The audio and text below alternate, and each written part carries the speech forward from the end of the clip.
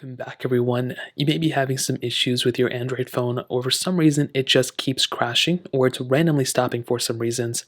Now, the first thing I would recommend doing is to verify that the applications that you're trying to run are actually fully functional and they're not, you didn't download an APK from online or something like that.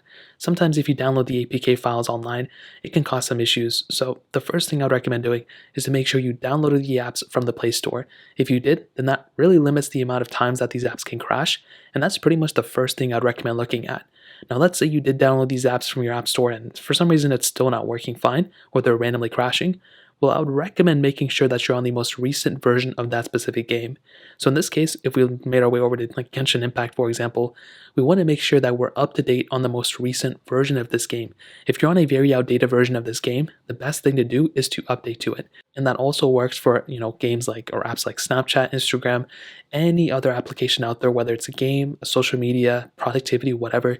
You want to go ahead and update to the most recent version of that game, and that should fix it for the most part. Now, another thing I've seen to pretty much fix this issue as well is to restart your device. So what this means is you pretty much just go and hold down the buttons that you usually hold down to restart your device.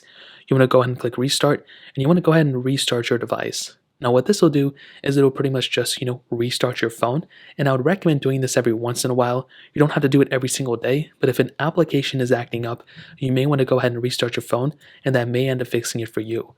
Another big, massive thing whenever I experience any issues like I've been experiencing right now is if you update to the most recent version of your software for your phone. So right now, I did just install One UI 4 on my Samsung Galaxy S21, and I was having some issues with some apps not opening up properly either, and they were crashing, and it was kind of an annoying thing. But the reason this happens is because you install the latest version of software, there's going to be bugs, especially if you install a beta.